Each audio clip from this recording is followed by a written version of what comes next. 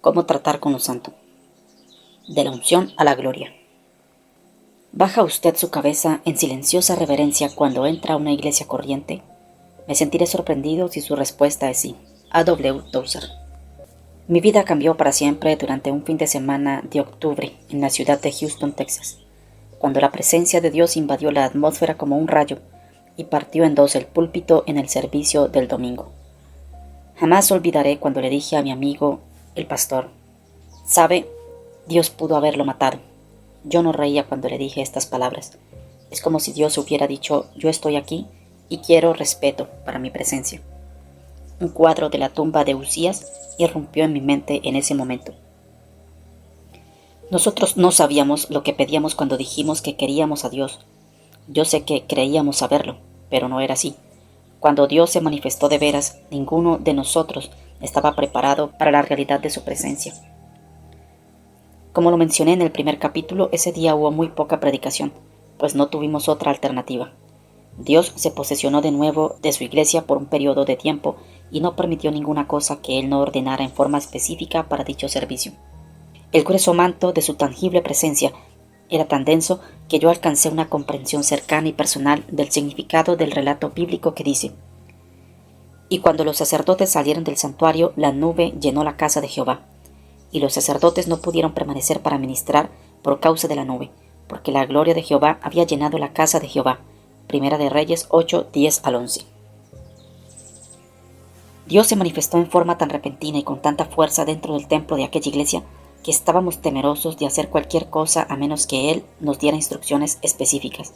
Su presencia siempre estuvo allí, desde luego, pero no por la intensa presencia manifiesta que experimentamos en aquellos momentos. Lo único que hicimos fue sentarnos temblorosos. Temíamos hasta de recoger una ofrenda sin el permiso del Señor. Nos preguntábamos el uno al otro, ¿crees que sea correcto tomar una ofrenda? ¿Crees que debemos hacer esto? ¿Qué piensas de aquello? Reverencia por lo santo. ¿Por qué dudábamos de actuar como la mayoría de las veces? En ese momento éramos novatos en el trato con lo santo. Todavía lo somos. He notado que en el comienzo de las visitaciones de la presencia manifiesta de Dios, Él llega inesperadamente y sin aviso, pero en las subsiguientes manifestaciones solo viene por invitación, por hambre manifiesta. El elemento crucial de todo el asunto es, ¿quiere usted realmente que Él venga? ¿Está dispuesto a pagar el precio de ser alguien que busca a Dios con ahínco hasta alcanzarlo? Entonces tendrá que aprender cómo tratar, cómo reverenciar y ser anfitrión en forma apropiada de la santidad de Dios. A. W. Tozer estaba muy preocupado por nuestra pérdida de santidad en la iglesia. Notaba que la iglesia promedio perdía ese sentido de lo sagrado en los servicios de adoración y se afligía. Para él, la falta de reverencia significaba que la gente no creía en la presencia de Dios como una realidad en su iglesia, y probablemente no lo era. Tozer observaba que el deseo y el anhelo de una vida espiritual profunda era derrotado por el secularismo mundano. Un ambiente de esta naturaleza no produce un avivamiento. Tozer creía que como resultado de esta situación, Dios podría, en realidad, buscar otra alternativa si la iglesia no se volvía a Él, en busca de una relación íntima, y no tan solo de las baratijas que puede obtener de Él. Yo entiendo ahora por qué los sacerdotes de la antigüedad decían a sus compañeros: «Ata una cuerda a mi tobillo, porque voy a entrar al lugar donde habita la presencia de Dios». Yo me he preparado para estar listo, pero tengo temor reverente hacia Dios. Yo no le temo a Dios, yo lo amo, pero sí tengo ahora un profundo respeto por la gloria y por las cosas suyas que son santas, que confieso no tenía antes. Me era fácil manejar la unción, pero ahora yo sé que ella es algo sagrado. En la mayoría de las veces cuando ministro, tengo buen cuidado de orar antes y de mencionar 2 peticiones en mi oración. Hago una oración de acción de gracias y digo: «Gracias, Señor, por visitarnos». Y la segunda parte es: «Por favor, quédate, Señor». En el caso que narra el segundo libro de los Reyes, en el capítulo 4, de la mujer estéril que preparó el cuarto de los profetas para Elías, ella fue recompensada con el nacimiento de un hijo. Cuando Satanás quiso llevárselo en una muerte prematura, Dios envió al profeta para resucitarlo. Satanás no puede robar lo que Dios ha hecho nacer, pero Dios solo hace nacer donde la gente ha preparado espacio para el milagro, por la fe. Por eso es que soy cuidadoso en agradecer al Señor por su venida y luego le digo que hicimos provisión para Él, para que vuelva otra vez. Señor, vamos a estar aquí, adorándote el miércoles, el jueves y el viernes. Nuestro único propósito es alabar tu nombre y buscar tu rostro bello y cariñoso. Por la fe, yo creo que Dios nos visitará otra vez.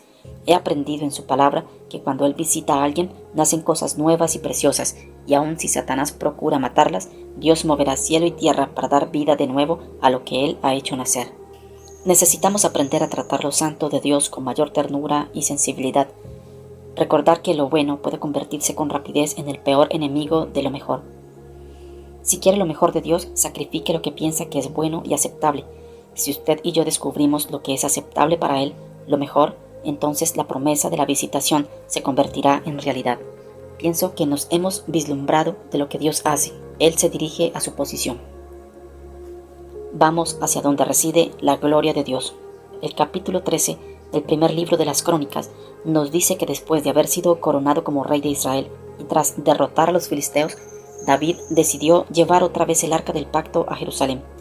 Esto significaba mover a Dios, en el sentido de que la habitación de la manifiesta presencia de Dios en el Antiguo Testamento era movida, mudada o trasladada de su lugar interino de descanso al verdadero lugar de residencia de su gloria. Dios quiere mudarse a su verdadero lugar de descanso. De Jerusalén se dice que es sombra y tipo de la iglesia. El apóstol Pablo habló de ella y dijo que está por encima, como la madre de todos nosotros. Se refiere en forma alegórica a la iglesia. Gálatas 4:26. Este es un retrato de la iglesia, la ciudad espiritual de residencia de Dios. Él quiere que su gloria permanezca en ella, donde todo el mundo pueda verla. En algunos tiempos, la gloria de Dios, su kavod o fuerte presencia, fue movida de su lugar correcto por causa del pecado y la indiferencia del hombre. El nieto del anciano sacerdote Eli permanece a través del tiempo como un hito o una demostración de la ausencia de Dios en los planes del hombre. Cuando la madre del recién nacido yacía moribunda, dijo a las mujeres que estaban a su lado que el niño se llamaría Icabod, que significa literalmente la gloria ha partido. Su trabajo de parto comenzó momentos después de que supo que el arca de Dios había sido tomada en batalla por los filisteos y que su esposo Finés había muerto. Los hijos de Elí, Ofni y Finés, habían pecado contra Dios, aun mientras desempeñaban sus tareas sacerdotales delante del Señor. ¿No es este todavía el mismo caso de incontables ministerios en la actualidad? Bien podría esperarlos el mismo destino. Su legado podría ser recordado bajo el nombre de Icabod, la gloria ha partido. En los siguientes 20 años, aproximadamente transcurridos después de la pérdida del arca del pacto, el rey Saúl jamás demostró ningún interés en traerla a Jerusalén, pero el sentir de David fue diferente. Él tenía una ardiente pasión por ver restaurada la presencia de Dios en su lugar apropiado en Jerusalén. Quería vivir bajo la sombra de la gloria del Señor. La iglesia ha jugado a ser iglesia por demasiado tiempo. Es hora de que alguien se pare y diga, la era de Saúl terminó. Saúl era un rey según la carne. David era rey según el espíritu. Saúl fue escogido porque no había otro más hermoso que él, y de hombros arriba sobrepasaba a cualquiera del pueblo, es decir, que llenaba los requisitos de apariencia exterior y parecía ser el hombre indicado. Fue elegido rey solo porque el pueblo presionó al Señor para que les diera el mejor después del primero. Muy pronto Saúl perdió el mandato de Dios para gobernar cuando quiso complacer con sus acciones a los hombres en vez de agradar a Dios. No hay lugar para un político en la mayordomía de Dios. Como hijos suyos contamos con un público para complacer compuesto de una sola persona, aquel que nos creó para su propio placer. David, en cambio, fue un rey escogido por Dios, un hombre que durante toda su vida se preparó a través de una íntima relación con el Señor. Cuando Dios arrancó el reino de manos de Saúl para dárselo a David, éste dijo en esencia con sus acciones, no vamos a buscar más al Señor por medios carnales. Cuando personas como usted y yo nos levantemos y declaremos nuestras intenciones, decididos en la búsqueda de Dios, la iglesia no será más la misma. Las apariencias ya no importan. Vemos templos con torres imponentes a través de todo Norteamérica, pero a pesar del llamativo rótulo que lucen en sus hermosas entradas, el Señor no es bienvenido en esos lugares. ¿Por qué? Porque sus programas, su dignidad y su prestigio ante los hombres son para ellos más importantes que la presencia de Dios. Sin embargo, Dios ha comenzado a enviar la lluvia de su gracia y de su misericordia, y aunque sea despacio, su pueblo sediento ha cambiado. Ya no se impresiona por la imponente apariencia de un edificio o por la factura profesional de un programa humano. Ahora busca a Dios, anhela el arca de su presencia de nuevo en la iglesia. Quizás su situación es igual a la mía hoy. He asistido a demasiados servicios de iglesias que carecen del arca. He soportado demasiados coros sin vida y sin poder. Estoy cansado aún de mi propio ministerio. He predicado muchos sermones que podrán ser ungidos, pero que no llevan a la presencia de aquel a quien todos anhelamos. Tal vez yo hacía lo mejor que sabía, pero me limité resignado a olfatear débilmente su fragancia. a obtener una mera insinuación de lo inmensurable, lo mejor y lo más poderoso.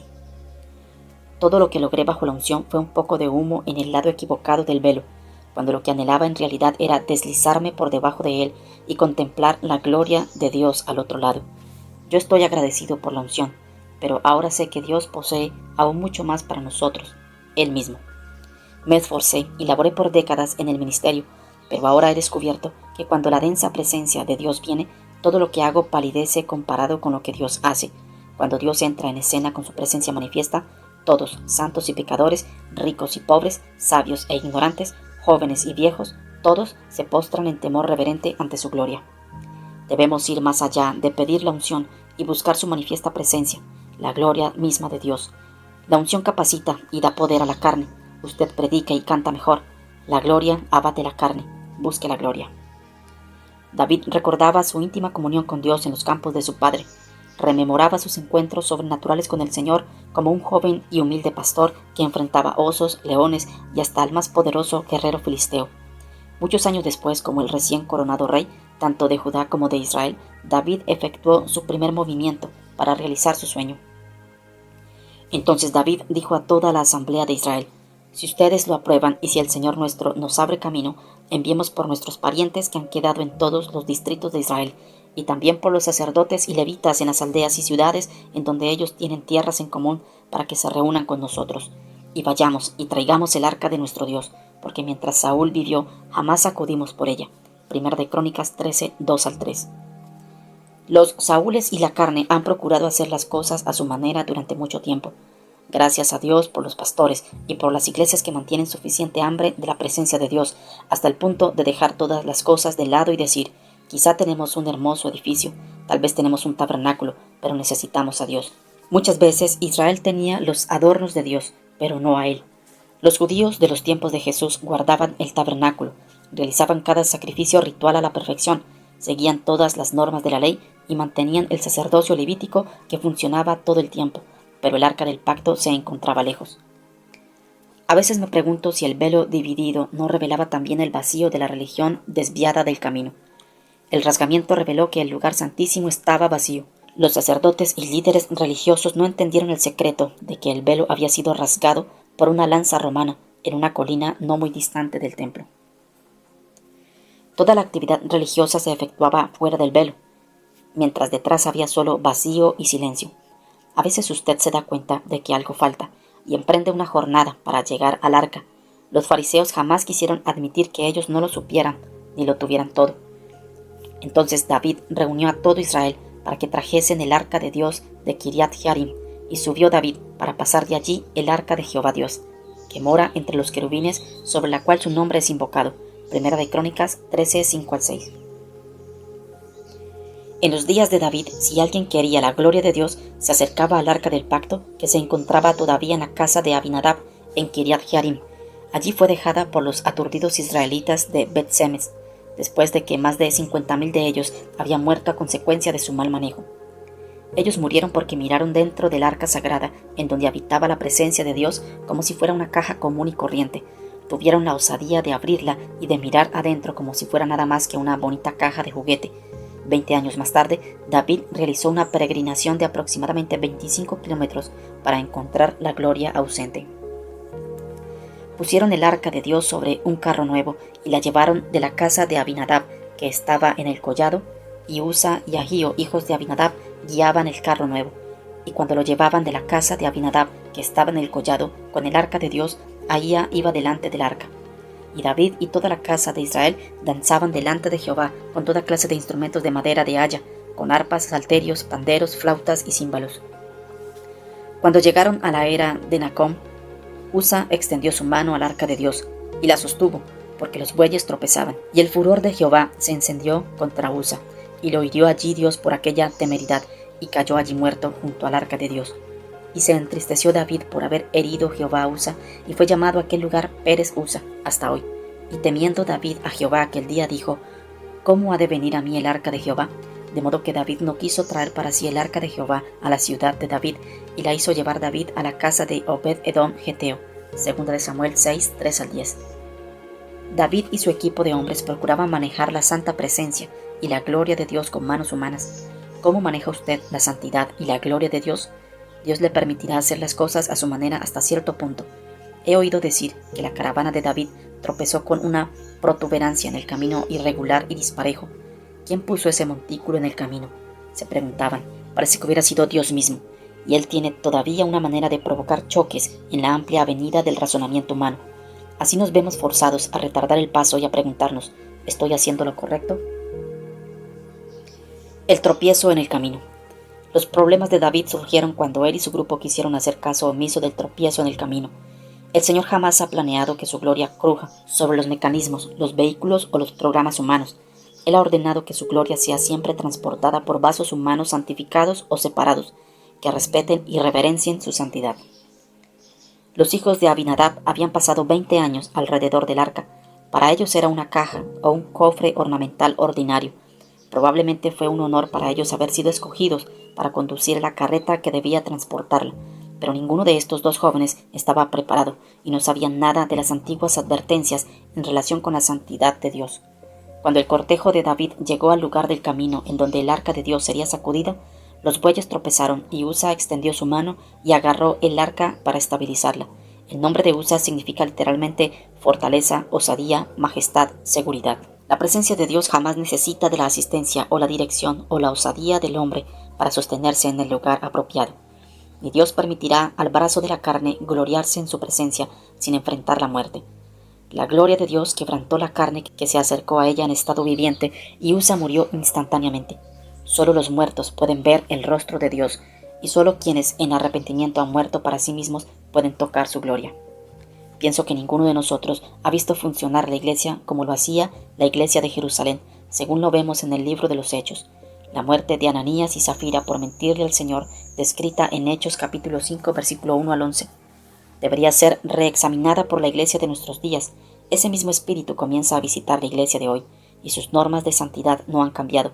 Cuando la gloria de Dios descendió en aquella joven iglesia que he mencionado, produjo temor en la gente, pero también trajo el poder obrador de milagros, el cual se manifestó con señales y maravillas, y atrajo a muchas personas que se añadieron a ella. Hechos 5:11 al 16. ¿Cuál fue la razón para que esto ocurriera? El hecho de que los líderes que se sometieron al Señor fueron inundados con su poder y su autoridad. Usted no tiene nada que temer de papá si no hizo nada malo mientras él estaba ausente. Tan pronto como la presencia de Dios se manifestó sobre nosotros en pequeñas cantidades de su gloria, comenzamos a formularnos las mismas preguntas que David quizás se planteó cuando vio cuán serio era eso de ser el encargado de cuidar de la manifiesta presencia del Señor. Comenzamos a preguntarnos, ¿en realidad debemos ser nosotros quienes cuidamos de su sacra presencia? Yo recuerdo que repetíamos una y otra vez, ¿por qué yo, Señor?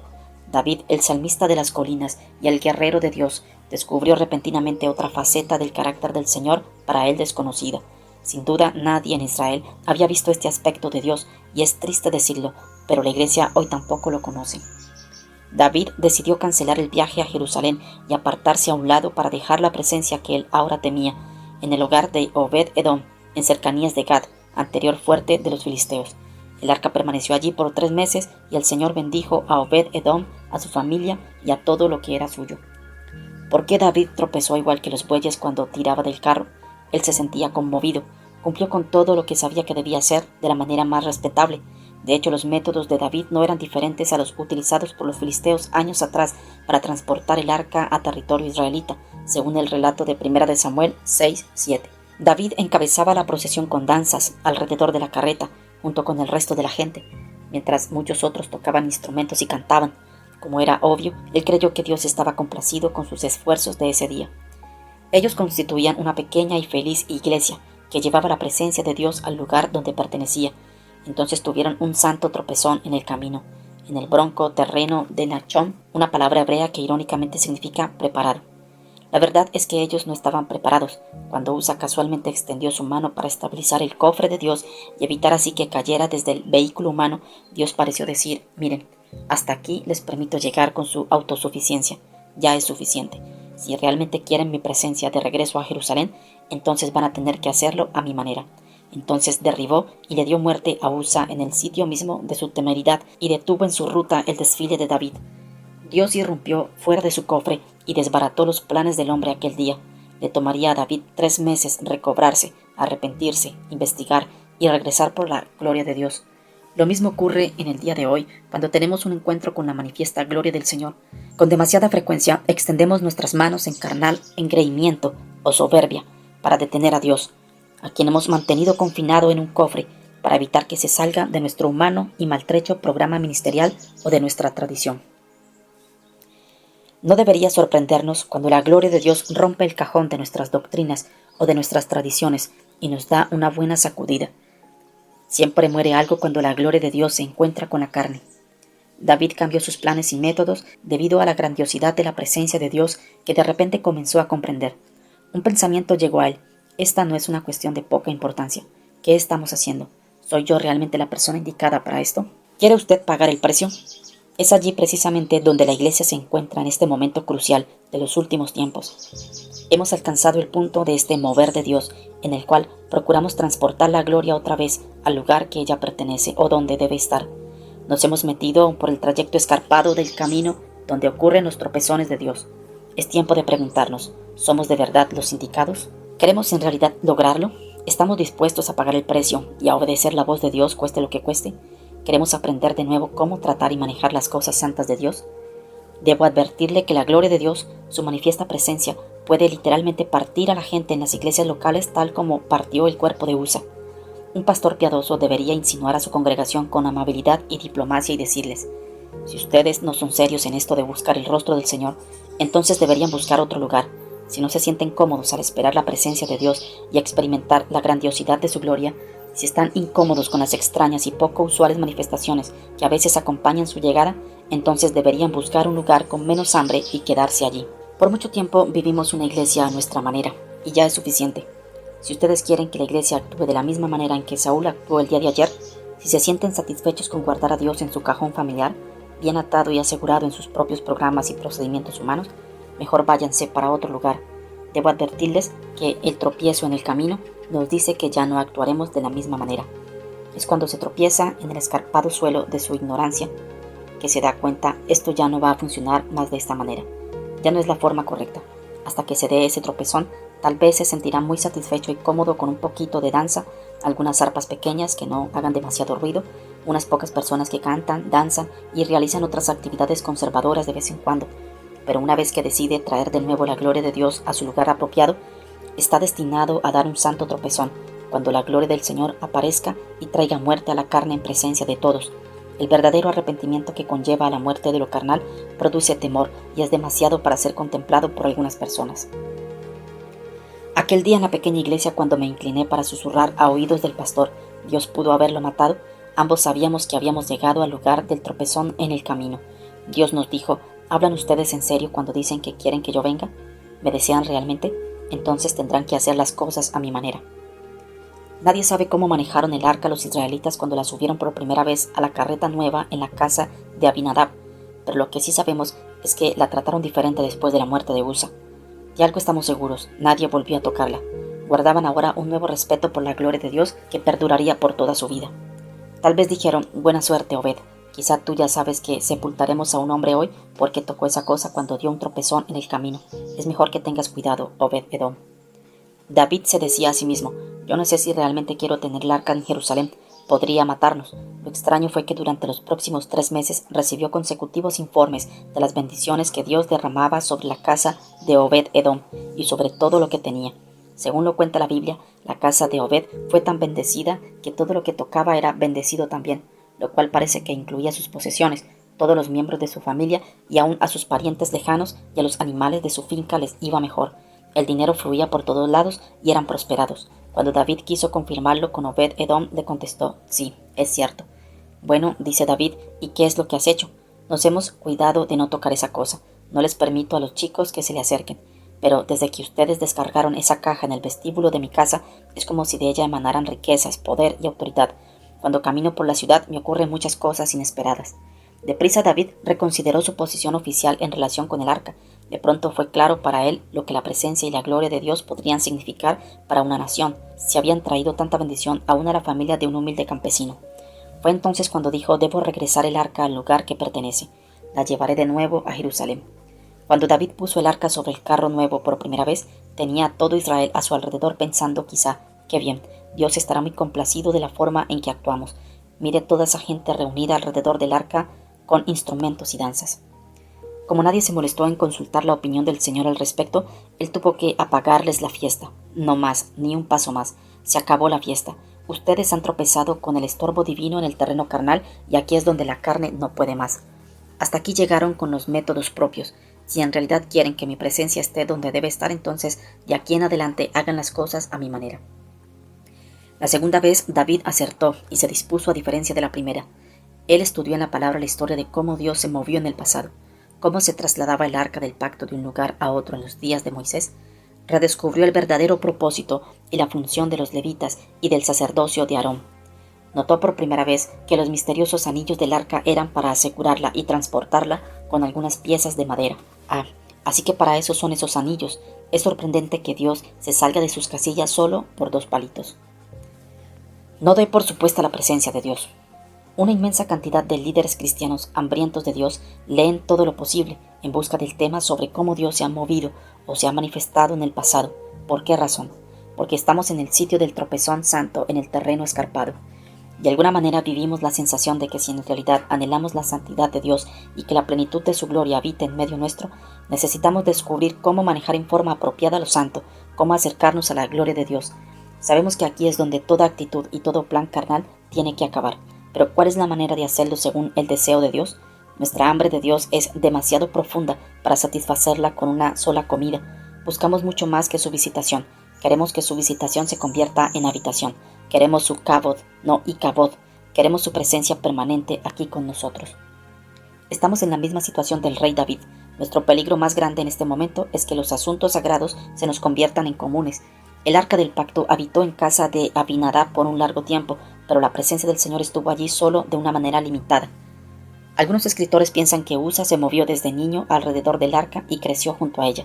Tal vez jugó sobre ella, se sentó sobre ella, o se balanceaba apoyándose en ella, sin pensarlo siquiera. Si esto es cierto, es porque Dios estaba allí en forma muy limitada.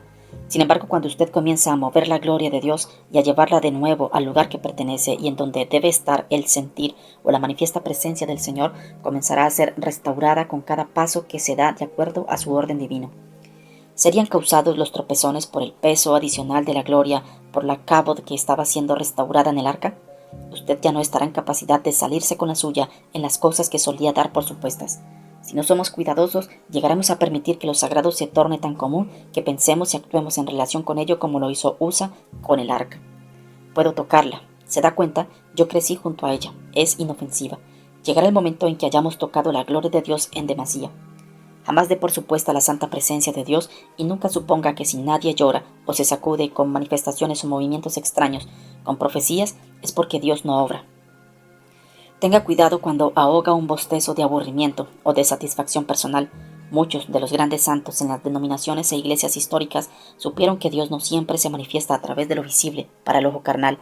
Ellos nos advertían con solemnidad: no entre aquí en busca de sensacionalismo, venga y busque a Dios y de seguro lo encontrará. Necesitamos vivir con una nueva conciencia de su constante presencia. Yo quiero ser muy cuidadoso para que ella no se convierta en algo tan común para mí y comience a pensar que puedo alcanzarla casualmente y tocar su santidad con mi carne en cualquier momento. Yo deseo alcanzar al Señor a cualquier costo y no permitiré que las cosas sagradas se me vuelvan comunes. Si usted está comprometido a participar en la visitación y en la permanente habitación de Dios con nosotros, entonces haga conmigo la siguiente oración. Señor Dios, estoy aquí para encontrarme contigo y quiero aprender a tratar los asuntos santos de tu presencia. Ten misericordia de mí, Señor Jesús. Una de las primeras cosas que Dios hace cuando enciende el poder en su iglesia es renovar el respeto por ese poder. Cualquier electricista o cualquier experto en cuestiones eléctricas le dirá que antes de extender líneas conductoras de electricidad en una casa, primero tiene que desconectar la energía, porque la mayoría admitirá que han tocado la energía antes, que ganaron mediante la experiencia. Adquirieron un profundo respeto personal por el poder de la electricidad y sus efectos en un cuerpo sin protección. Antes de que el Señor manifieste su poder en la tierra, en su misericordia, Él restaura primero nuestro respeto y reverencia por su gloria y por aquello que es santo. Nosotros necesitamos recuperar un respeto personal profundo por el poder de la gloria de Dios sobre personas no arrepentidas, y no es que no podamos acercarnos a ella, utilizarla o habitar en ella, pero de la misma manera en que un electricista está capacitado para trabajar con seguridad con crepitantes líneas conductoras de 220 voltios de electricidad, una vez que aprende a respetar su poder, David y los israelitas aprendieron cómo honrar y cómo manejar o administrar la gloria de Dios manifestada en el arca del pacto. De hecho, ellos aún tomaron el arca y la llevaron después a algunas de sus batallas. El Señor nos llama a usted y a mí para que llevemos con nosotros su presencia a la batalla cada día como arcas vivientes o tabernáculos del Dios Altísimo. Dios quiere que habitemos en Él en íntima comunión, pero primero la carne debe morir. La unción y el poder de la presencia de Dios vendrán sobre nosotros de una manera tan fuerte que su presencia irá literalmente delante de nosotros en las oficinas, las fábricas, las prisiones y los centros comerciales, por cuanto este gran avivamiento estará basado en su gloria y su presencia y no en las obras humanas. No se podrá contener dentro de las cuatro paredes de las iglesias. La gloria de Dios debe fluir afuera, en el mundo. Hay otro punto que se debe notar en el segundo intento de David para mudar la gloria de Dios a su lugar apropiado en Jerusalén. Cuando él llamó a los levitas y a los descendientes de Aarón a las tareas sacerdotales como mayordomos del arca, antes les hizo una solemne advertencia que es aplicable a cada sacerdote en el reino de Dios en el día de hoy. Y les dijo a los sacerdotes levitas: vosotros que sois los principales padres de las familias de los levitas, santificaos vosotros y vuestros hermanos, y pasad el arca de Jehová, Dios de Israel, al lugar que he preparado. Pues por no haberlo hecho así, vosotros la primera vez, Jehová nuestro Dios nos quebrantó, por cuanto no le buscamos según su ordenanza. Primera de Crónicas 15, 12 al 13. La palabra hebrea traducida como santificar es kadash y significa separar o hacer santo. En otras palabras, tenemos que llegar a ser santos como Él es. ¿Sabe usted cómo enfatizó David a aquellos hombres la importancia de la santificación? Yo pienso que les dijo: yo quiero mostrarles la tumba de un individuo que no estaba santificado. Ustedes están a punto de transportar el arca del pacto que este hombre transportó, así que es mejor que realicen una ceremonia de purificación ahora mismo.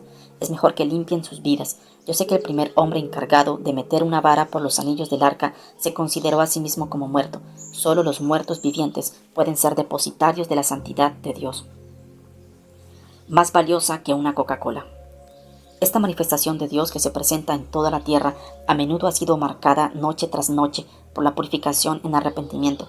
Si le permitimos al Señor que nos lleve a través del proceso completo de contrición y quebrantamiento, sin estorbar o apagar su espíritu, entonces cuando la Kabod, la densa presencia del Señor, viene a habitar entre nosotros y sobre nosotros, estaremos en capacidad de llevarla sin temor, porque caminaremos en la pureza de Jesús y nuestra carne estará muerta, cubierta por la sangre del Cordero. Los antiguos en el movimiento pentecostal solían hacer cosas de las cuales yo como joven acostumbraba a reírme. Yo tengo una tía que renunció a tomar Coca-Cola cuando buscaba la presencia del Señor en su vida, y a ella le gustaba de verdad la Coca-Cola, pero una vez oró: Señor, si tú me visitas, jamás volveré a tomarme otra. Dios le aceptó su palabra.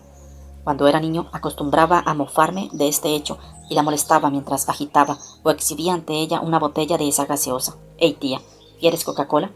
Ella se reía y me contestaba: no, no quiero. No obstante, esa risa suya me dejaba con el sentir de que ella sabía algo que yo no sabía.